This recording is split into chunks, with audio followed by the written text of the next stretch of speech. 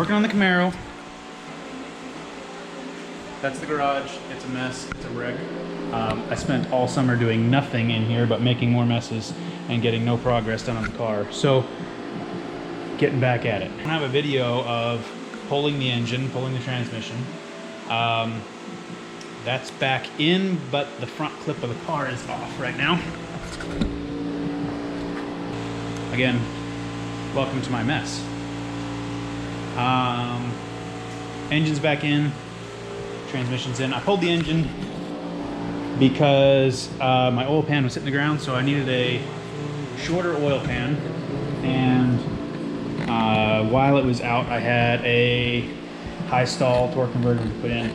I say high stall, but it's like, I don't remember, it was something like 3200 stall. LS is bogging down a little bit. I got a new gauge cluster. We'll work our way back around there. It's from NVU, which is new vintage. Anyway, so here's the gauge cluster. I don't know if that's visible to you guys. All right, there you go. It is a digital gauge cluster that will connect to the LS for most of everything, and then added onto like some of the things that you can't get digital. Oops, I'm gonna need the light because my GoPro is old and can't see in the dark like some of the newer ones. That's the speed sending unit for, usually there'd be a cable runs out of there up to a cable driven speedometer. That's my booger welds on my exhaust.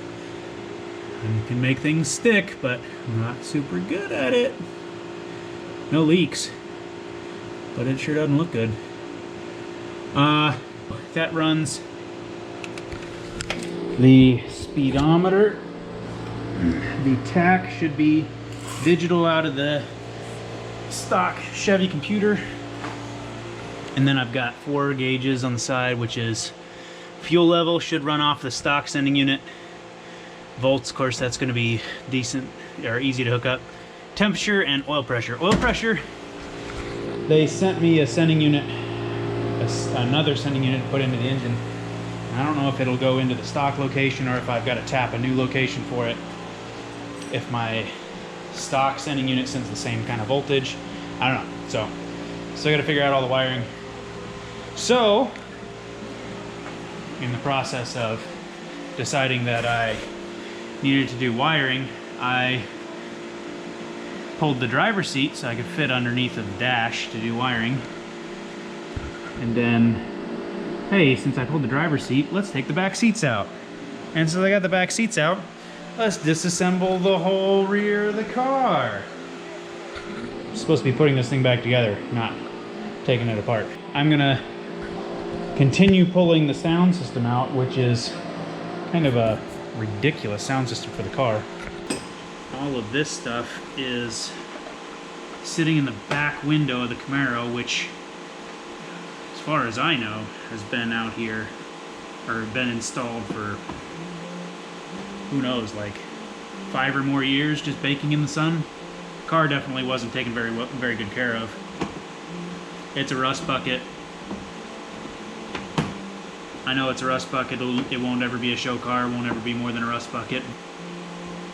I call it the Crumblebee.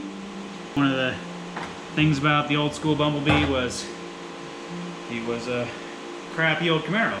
Kind of fits. I just got to figure out how to get a radio that talks to me. John Wayne or something. It'd be really cool. Drop the screw. I don't know where the screw went. No, I didn't drop the screw. I dropped the nut. These are Boss speakers, not Bose. I don't know what Boss is. Never heard of the company. Not a sound guy. I am a fan of good sounding radios, but I am not a connoisseur when it comes to making them. In fact, first sound system that I ever did was on my 92 pickup truck. Oh, found my nut. I spliced in a set of audio wires so that I could connect a set of 1980s home entertainment tower speakers and set it in the back seat. Obviously wasn't high quality, but it was cheap. I bought a couple more batteries for my GoPro, but it's looking like I might have an issue with how long batteries are gonna last me on this old GoPro. This GoPro was a gift, I didn't buy it for me. If posting videos becomes something that I'm good at, then I will consider doing better equipment. I might post my garage cleanup before I made this huge mess. I also made another video. I put a mini spool in the Camaro, which is going to be a whole bunch of fun, but the Camaro wasn't running right. Not because of the mini spool, just having ignition problems. Probably fouled some plugs up. I got it on a bit of a rich tune. My tuner was wanting to make sure that we didn't have any detonation problems. He's trying to preserve the life of the setup. I don't think it's going to work real well because it's fouling plugs up. There's my dog. She's nervous because I'm talking. She thinks she's in trouble. Oh, I can't zoom on this, but my wrench is way over there. I'll work my way back around again. The constant droning, which I probably should have addressed when I first started the video, is dehumidifier running in here. That's just Florida, and even though it's December, it's like 70 degrees and 80% humidity outside. Yay, Florida. But that's one of the reasons people move here, right? Because you don't have to experience the harsh winters of the rest of the country.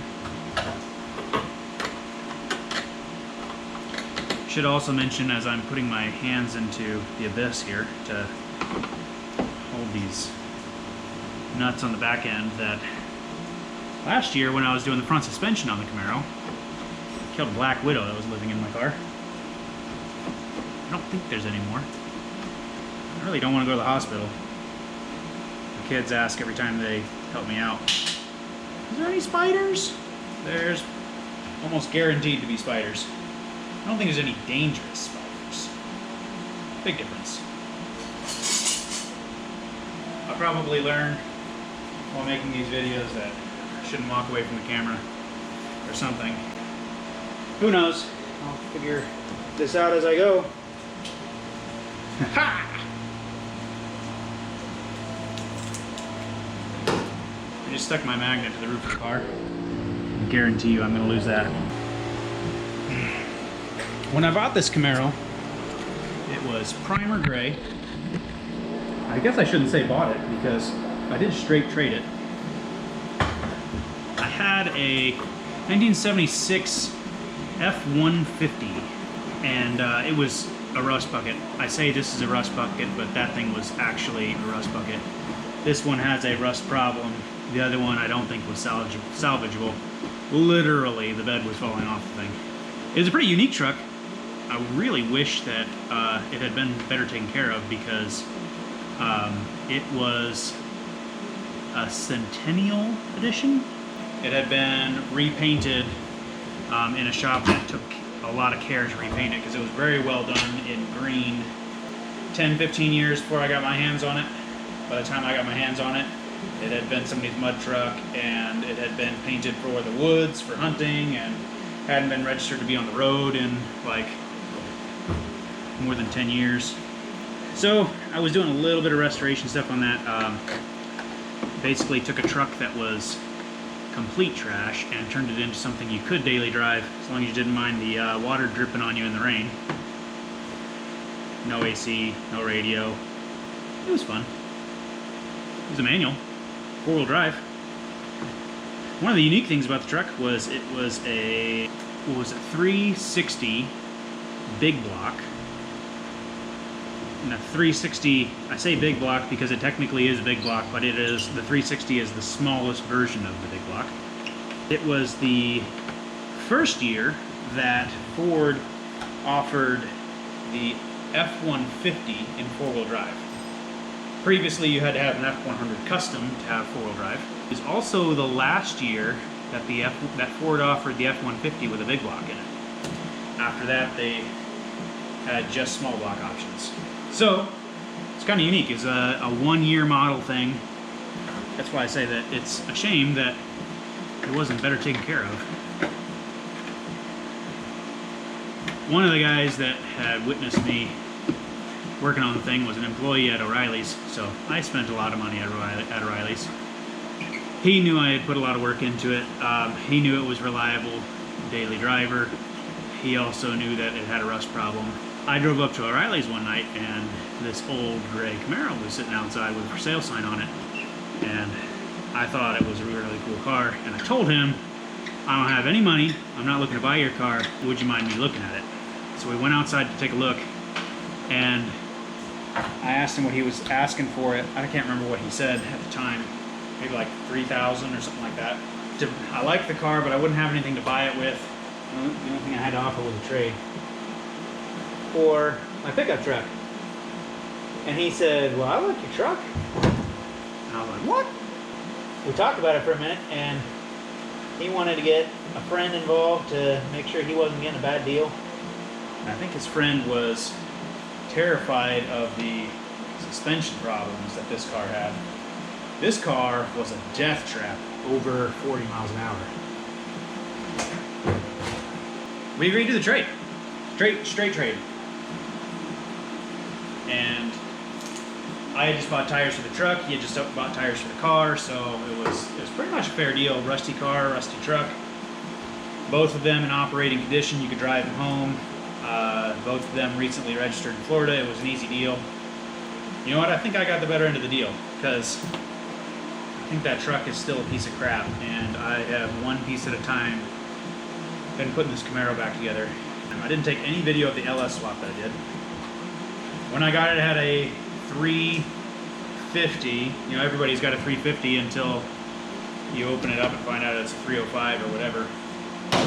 Technically, it's supposed to be a 350, but I never did anything to troubleshoot it to figure out if that was accurate or not. Turbo 350 trans, which is running great. Well, I should say was running great, because the car hasn't driven in a year.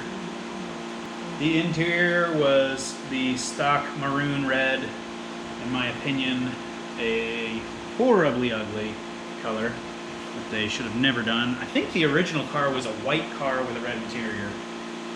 When I got it, it was primer gray. I drove it primer gray for a long time. I did the engine swap. Oh man, that's a story. I gotta save that for a different video. I did the engine swap. A lot of suspension work.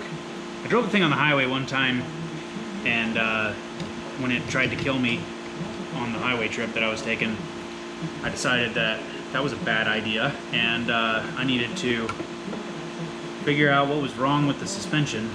So new bushings, I've put new springs in it. I cut the springs to drop it probably about 1.5 inches in the front. New shocks, new rotors, new brakes. In all that process, what I found out was the death trap part of it was the brakes were trash.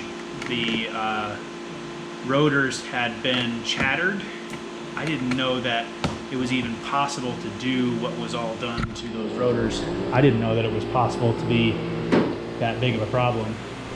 All right, I got the sound system off here, and now I'm gonna try to take this tray off.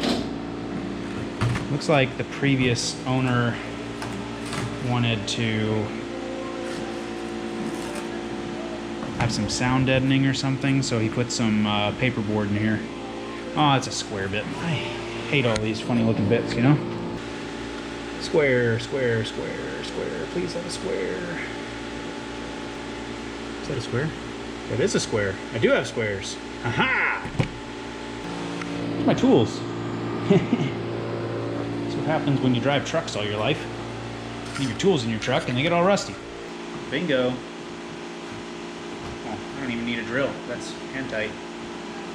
I suspect when I get this off, I'm going to find out that the metal is rusted to trash underneath of it.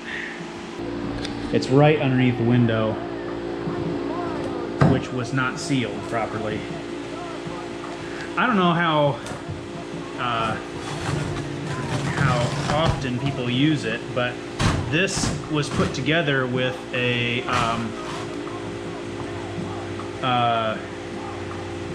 it was like a sticky gummy window trim, or yeah, window trim, like the foam you would find sealing your window and your door to keep the weather out, which I understand that works, but I've never seen it before, because usually, like at work, we use window weld. At work we use window weld to put windows in, which is effective, and it goes everywhere that you need it to, and it doesn't leak.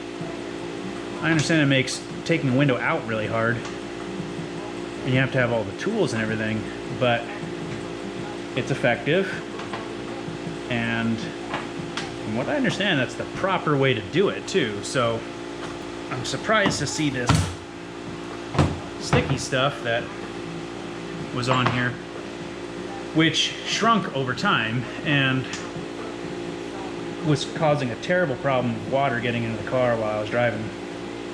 He ran all of these wires through. Oh, that is irritating.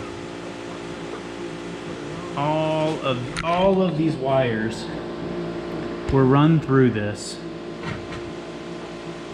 way. They are exactly the same size as this wood. I'm gonna have to cut the wood to the wire to get this wood panel out. It's not badly rusted under there. You see the original white car. I'm actually really pleased with that. That's not badly rusted at all. He's got some Bondo buildup over here. We'll have to clean that up. I shouldn't talk too soon. Looks like we might have some issues farther in there. Let's get the other side off and take a look. Back around the car. Let's continue the story of the car too. So, LS swap. Kept the TH350 trans. The guy who was selling me the LS really wanted me to buy the 4L60 that would have gone with it. The reputation of 4L60s is not all that good. Would have saved an issue with tuning that has complicated this build. Not incredibly complicated. It was complicated to find a tuner. Tuners are expensive. What they do is really good. I'm happy with the guy that I've got. Tuning the vats out was part of the problem. So if you don't tune the vats out on an LS swap, then when you go to start the car, the engine management recognizes the engine and fires the engine off, but then checks security codes to see if the computer is the right computer for the car. It doesn't see the transmission computer, and it shuts the engine back down. I see a little bit of rust in here. I don't know how much you can see in there. We'll see it better when I get this wood out. Not disappointed with this. A little bit of cracking on some Bondo he put right here. I don't know why he put Bondo in places like that. I think he was trying to keep this wood from vibrating, and he just caked a bunch of stuff in there. This, I think, is metal. I don't think that's... It might have some filler on it. It's hard to tell. That does look a little bit like it's got filler. That's hard to tell. It did have a lot of filler on it. That's one of the reasons I don't think it's going to be a show car. I put a bunch of filler. There's a rusted hole right here. Had to clean it up, put some filler in there. You can see after I painted, it started bubbling up there again. I did my best. It's Florida, so it's hard to get moisture out of things before you paint when you're doing things in the garage. The key factor of this build is I want to have fun, but I don't want to break the budget. So it ain't gonna be a SEMA build. It's just a fun toy for me. I don't want to go broke trying to do it. Let's get this stuff out of here, and I'm gonna try to get you guys in a place where you can see it. You guys can see that. The vats, got the vats deleted, and went on with driving it for a while with no cluster. I think, so my fuel gauge wasn't working. Found out that was a fuel sending unit, so that was repairable. Got the fuel sending unit put in, and the fuel gauge came back to life. Oh, really? Yo, this is frustrating. Look at this. He has drilled holes to run these wires that are the same size as the freaking wire. I'm gonna have to clip all these ends off. I think the right thing to do would just be to shorten the wires up and put new tips on them. I'm not a sound system guy. I don't like doing this part. So, a couple of things came out. Those will be fine. But these, great. This guy, man. People cutting corners. I say that, but I did another build a couple years ago. Put a diesel engine in 59 pickup truck. I reckon that sometime in the future you guys will see that 59 pickup truck because it's got an LS swap now too. But when I put the diesel engine in it, I had to mount the diesel radiator because it needed a much bigger radiator. And one day I needed to change the alternator. Found out that the alternator bolt didn't come out without removing the radiator. And boy, was I mad at myself for engineering something so stupid.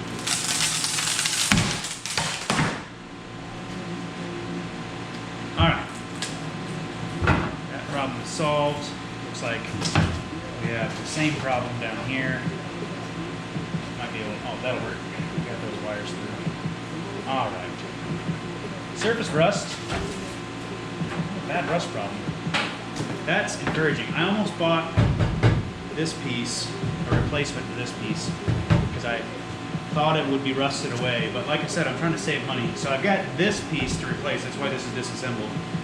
I'm trying to get around to where I painted the car yellow, but I keep getting distracted. My wife has been naming my cars. I had an old truck, called it the Krusty Krab. Yes, that's a SpongeBob reference. I like my car names to be plays on words. I don't name them after girls or anything. I should say I don't name all of them after girls.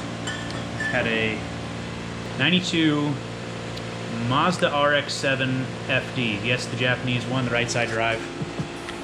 And my wife named it Nico. I believe it was Nico. Which does sound like a girl's name, but it was, I think it was Nico. It's been a little while.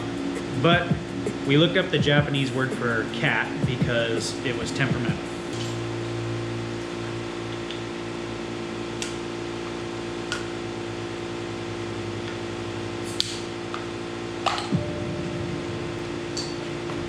That's how I make a mess, is that I just keep throwing stuff on the ground. Cheers. That's where the stories come from. So, I had to name this car, and I was thinking of a play on words that I could do for it. And I started looking up, was there any movies that second-gen Camaros were in, other than the obvious, Bumblebee. There was Cannonball Run, was pretty much the only movie that I came up with that had a second-gen Camaro in it. And I couldn't come up with anything funny. It'd be fun to do a movie car, like to do the Bumblebee from Transformers, but it's never going to be nice. And I know Bumblebee was a crappy old Camaro, but trust me, that was a nice car. Like, it's got some paint problems on the outside, but if you pay attention in the movie to the interior of that car, that thing is, that is a really nice interior. It's got custom upholstered seats, whole bunch of modifications to the inside of the car to make it look cool. So I knew my car would never be as nice as the movie car. So I decided to name it Crumblebee because it's all rusty and crumbly and it's probably never going to be nice. And then I went on the saga of trying to find the right color yellow for paint, and boy was that a trip. I wanted to find something that I could kind of Rust-Oleum. I wanted a rattle cannon. I didn't want to use spray guns, trying to keep the cost down. Rust Tough Enamel by Krylon, which is a perfect color. I'm not real impressed with their paint. It's the only color that I could find that works right. The problem is that the paint is really thinned down. So, I mean, I've put like 20 coats on the car, and there's still places that you can see the primer underneath of the, I say 20 coats, that's probably an extreme exaggeration. But I put a lot more coats than I should have needed onto the car, and could still see through the paint. I have plenty more paint. I'm just gonna finish all of this body work before I go back to painting. One thing that I didn't anticipate was some of the rust repairs that I wanted to make sure the car didn't rust away, but I didn't necessarily want to get rid of the grungy look of the car. So for instance, like, I painted over a spot right here. I don't know how easily you can see that in the light, but you can see the streaking of the rust in the paint, which, so as it rains and it begins to oxidize and it rust, it kind of stains the paint, and I really like it. It kind of like solidifies the bumblebee look. My battery is getting really low, so that might be the end of the story today. Or I might cut that comment out. Who knows? I'm not good at editing, so we'll see how this video turns out later on. I might start trying to edit some things and then just completely give up on editing, and you guys get the raw deal here. Oh, okay. Now that I can see up in here, I see why he put so much. Let's see if I can get you guys in here. So he put so much body filler in here because we got some rust issues in there that he didn't want to repair. Wonder how much of that is still solid. That could use some structure. That's real thin in some places. Needs to be wire brushed real well. Had to do wiring, and I've been procrastinating on wiring, so I gutted the inside. I moved on to disassembling the sound system, which is, I mean, look at this sound system. The doors are gutted. Well, I'm locked out. There we go. The doors are gutted. So, as far as I know, this sound system was put in with the door already gutted. There's no factory door speakers. Chevy didn't put a speaker there. I think it's a good place for a speaker, but there's no place to set it inside. And the door card doesn't stick out this much. Well, this doesn't work. There's this big center console. That's hard to see from your guys' view. So there's this center console here. All of this from here forward sits up underneath the dash right there, which I'm thinking I can put speakers right there and not have any problem at all. Like I said, I'm not a sound guy. I don't need it to like rattle windows or anything. I'd like to have some good clean sounding radio. I listen to rock, classic rock most of the time. It's not like I need a really high quality sound system to listen to classic rock. I think I've gotten to the point now where it is time for me to vacuum up all of the trash. So I'm gonna try to put you guys in a good vantage point and go get my shop vac and then put some overlay music or something on, because you're not gonna be able to hear anything with the fan and the shop vac. So I'll talk to you guys later.